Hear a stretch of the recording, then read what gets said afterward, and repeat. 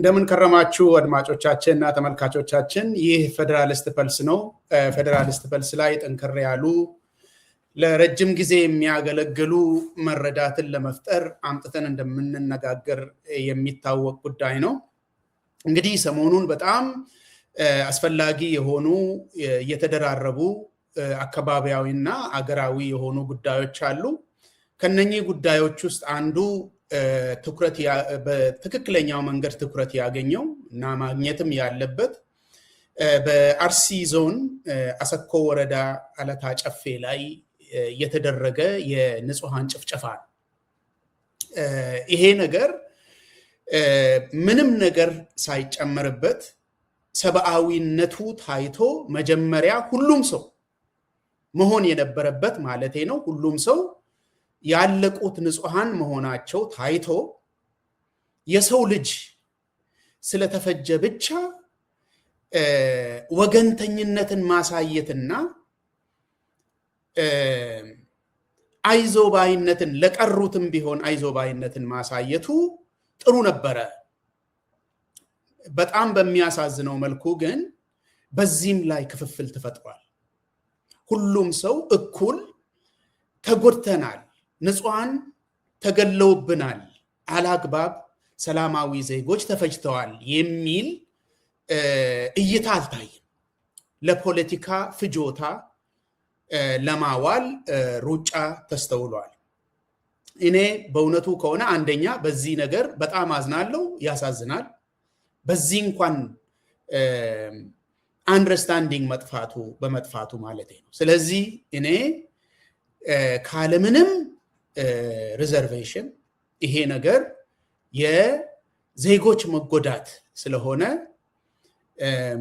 ወገኝተኝነቴ፣ ሐዘኔታዬ ከተጨፈጨፉት ሰዎች ጎን ነው። ስለዚህ በጣም አዝኛለሁ በተፈጠረው ነገር።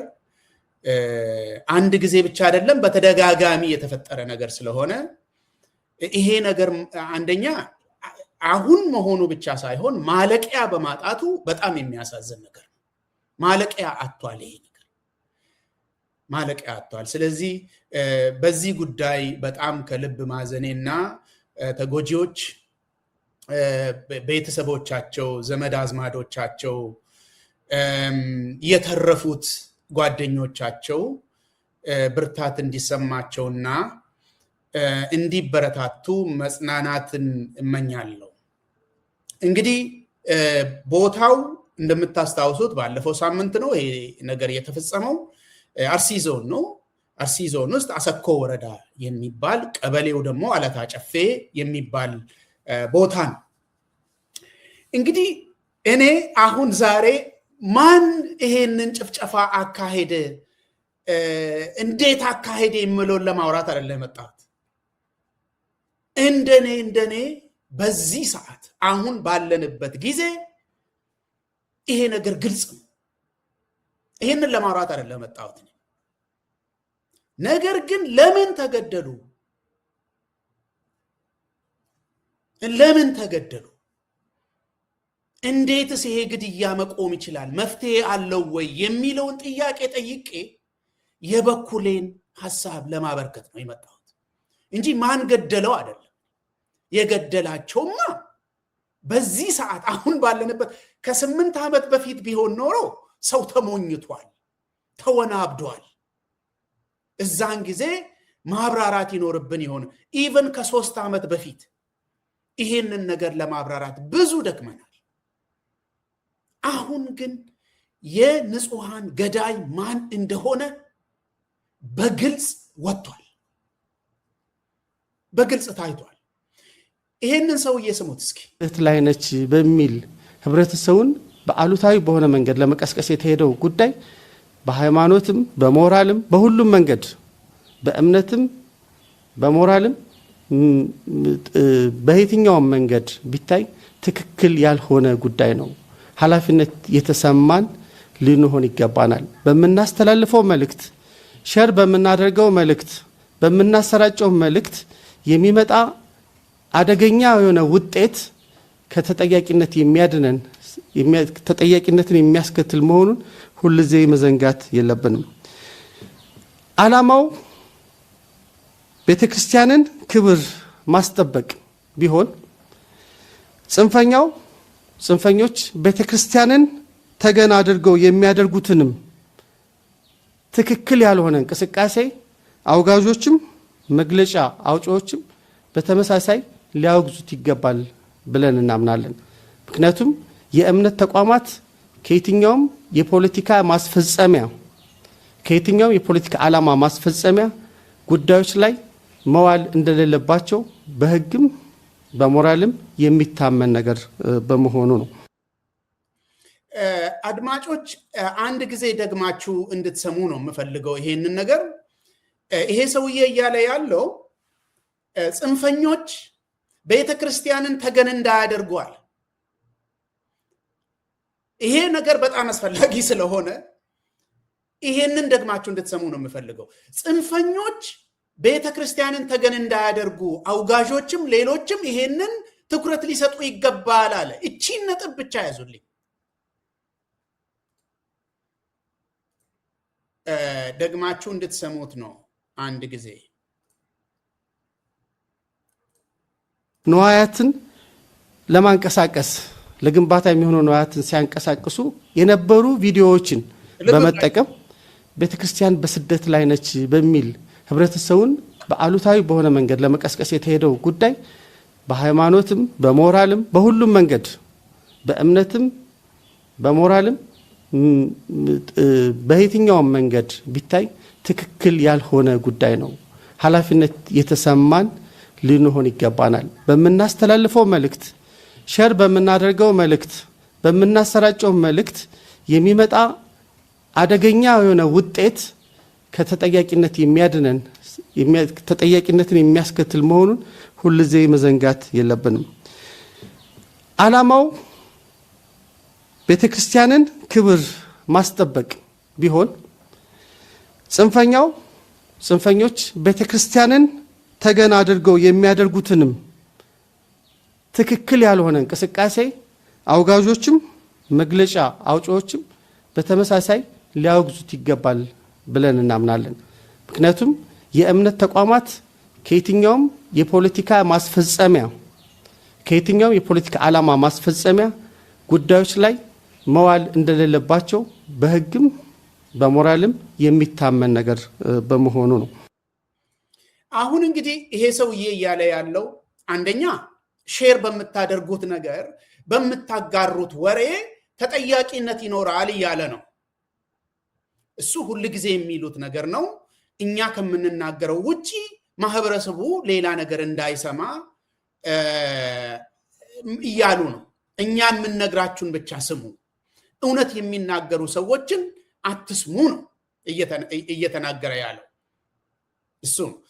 ዋናው ነገር ግን ኖት እየተመለከተ ወረቀት እየተመለከተ ከፓርቲው የተሰጠውን ነገር እየተናገረ ያለው አንድ ነገር ነው። ጽንፈኛ በኋላ እናገራለሁ። ጽንፈኛ ማንን እያለ እንደሆነ የሚታወቅ ነው። ብልጽግና ጽንፈኛ ብሎ በአማርኛ ጽንፈኛ ብሎ የሚጠራው ፋኖ ነው። ይሄንን የሚስተው ሰው ያለ አይመስለኝም። ስለዚህ ቤተክርስቲያን የጽንፈኞች መጠቀሚያ እንዳትሆን መግለጫ ሰጪዎች ትኩረት ሊሰጡት ይገባል። በዚህ ጉዳይ ላይ የሚናገሩ ሰዎች ሁሉ ይሄንን ትኩረት ሊሰጡ ይገባል። አሁን እኔ ልብ እንድትሉ የምፈልገው ይሄ ሰውዬ የተናገረውን ነገር ለመቃወም አይደለም። ምክንያቱም ገዳዮች ስለሆኑ እነሱ ራሳቸው ይሄንን ነገር ስለፈጸሙት መቶ ነገር እያወሩ ነው። እሱን መከላከል፣ ማብራራት፣ መቃወምም እኔ አስፈላጊ ነው ብዬ አላወራም። እንዴት በሚቀጥለው ጊዜ ንጹሃን እንዳይገደሉ እንዴት እናድርግ መነጋገር ያለብን አልቆም ስላለ እሱን እንድናወራ። አሁን መንግስት የተባለ አንድ አስፈጻሚ በፈለገው መንገድ ስልጣን ላይ ይምጣ፣ የፈለገው አይነት የፖለቲካ ዓላማ ይኑረው፣ እንደዚህ አይነት አደጋ ዜጎች ላይ ሲፈጸም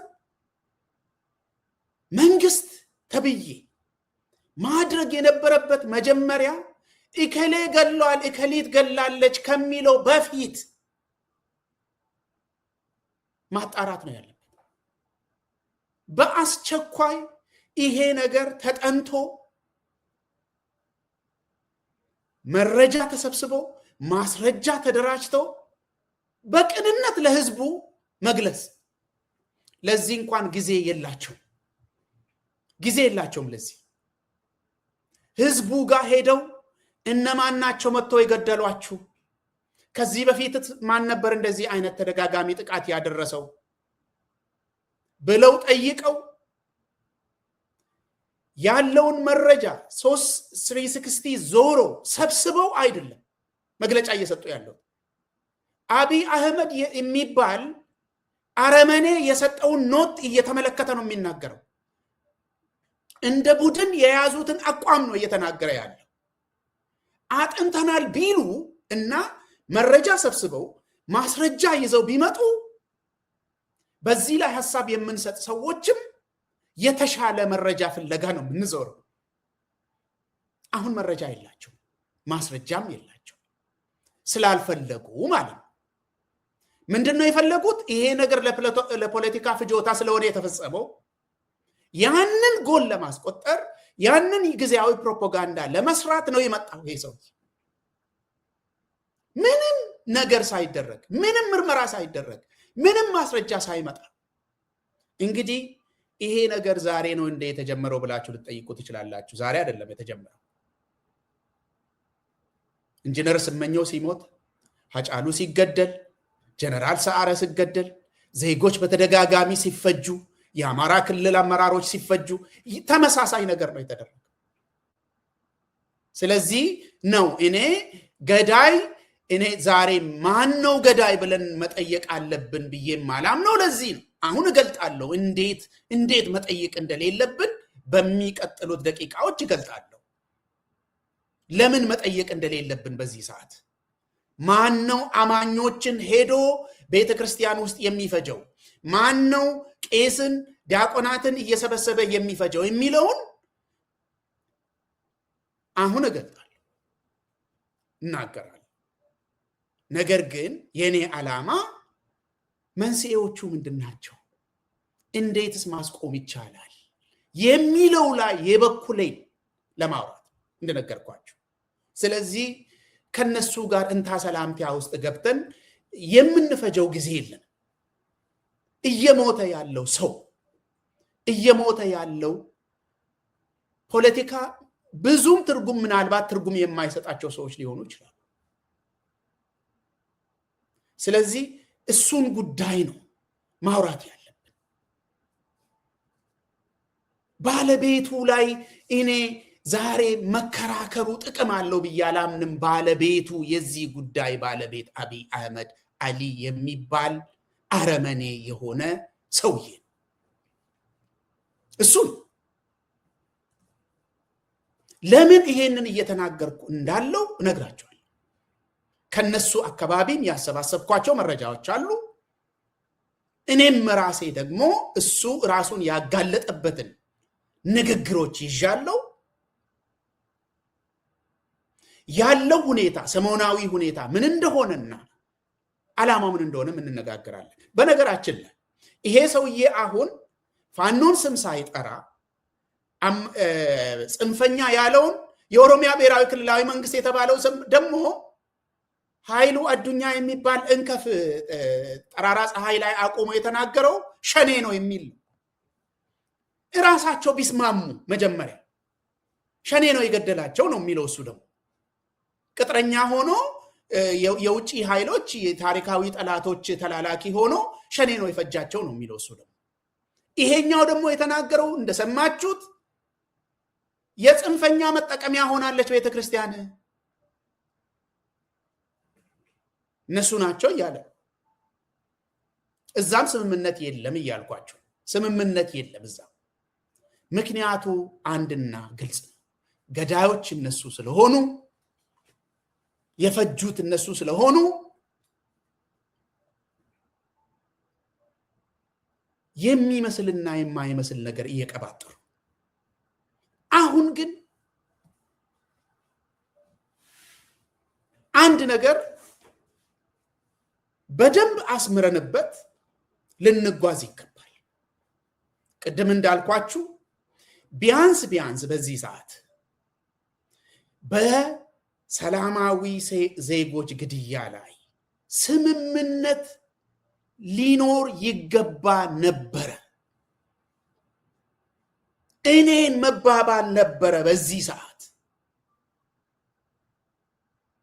የአንድ ሀገር ዜጎች በዚህ ጉዳይ ላይ እንኳን መስማማት አልቻለም። ዛሬ አንደኛው የአንደኛውን ጎራ ይዞ ሌላኛው የሌላኛውን ጎራ ይዞ ንጹሃንን መሞታቸው አላግባብ ነው ብለን በአንድ ድምፅ እየተናገርን አይደል። ያም ሆኖ ግን አሁን የተፈጸመው ግድያ የተሻለ ድምፅ አግኝቷል። እሰየው የሚያስብል ሰልፎች ተካሂደዋል። ብዙ ሚዲያዎች ይህንን ነገር ወስደው እየተናገሩ ነው። ብዙ ሰዎች እያወገዙ ነው። እሰየው የሚያስብል ነገር ግን በደንብ አስምረንበት ልንነሳ የሚገባ ዋና ነጥብ አለ። በተለይ መንስኤውን ስንመለከት ይሄ ነገር ሁሉም ሰው እንደሚያውቀው ለመጀመሪያ ጊዜ አይደለም የተፈጸመው። በተለይ በአርሲ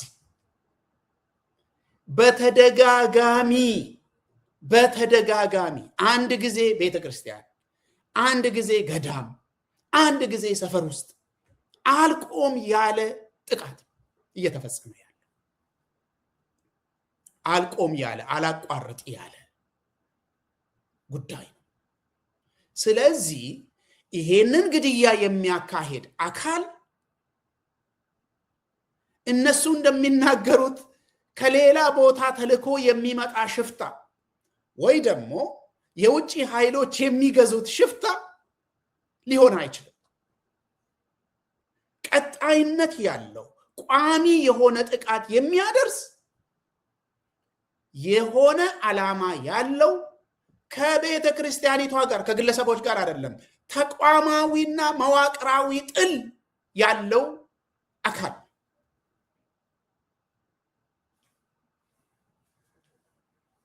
እሱን ማወቅ አስፈላጊ ነው። ግለሰቦች አይደሉም፣ ወይ ደግሞ እነሱ እንደሚሉት ሽፍቶች አይደሉም። ሽፍታ አንድ ጊዜ ያጠቃና ያገኘውን ነገር ይዞ ነው የሚጠፋው። አንድ ጊዜ ከገደለ ደንግጦ ነው የሚጠፋው። ይሄ እንደዚህ አይደለም፣ በቋሚነት ነው። የገደለ ሰው ደግሞ ለሕግ አይቀርብም፣ አይጠየቅም። እከሌ ቀርቦ ተመርምሮ ይሄ ማስረጃ ተገኝቶበት ፍርድ ቤት ተፈረደበት ሲባል አትስሙ። ይሄንን ማድረግ የነበረበት ማን ነው? መንግስት ነው። አሁን ግን ራሱ ፈጻሚ ስለሆነ ሰዎቹን መርምሮ ይዞ መቅጣት አይችልም። ራሱ ያዘዛቸው ሰዎች ናቸው። ይሄንን ማድረግ አይችልም። ምክንያቱም ራሱ ያደረገው ነገር ነው።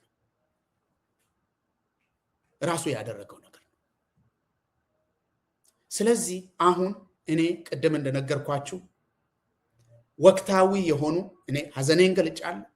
ነገር ግን ወቅታዊ የሆኑ ዛሬ ተወርተው ነገ የሚያልቁ ነገሮችን ለማውራት አይደለም መጣሁ። ምንድነው ይሄንን ነገር ያመጣብን? ለምንድነው በተከታታይ በአንድ አካባቢ ሰዎች የሚገደሉት? ለምንድነው የሚለውን እንድንፈትሽ እንድንጠይቅ፣ ገዳያችንን ካወቅን ለምን ብለን ደግሞ እንድንጠይቅ፣ ከዛ በኋላ ደግሞ እንዴት ማስቆም ይቻላል የሚለውን እንድንነጋገር። አሁን ወደ መንስኤዎቹ እንሂድ ከሙዚቃ ሽግግር በኋላ።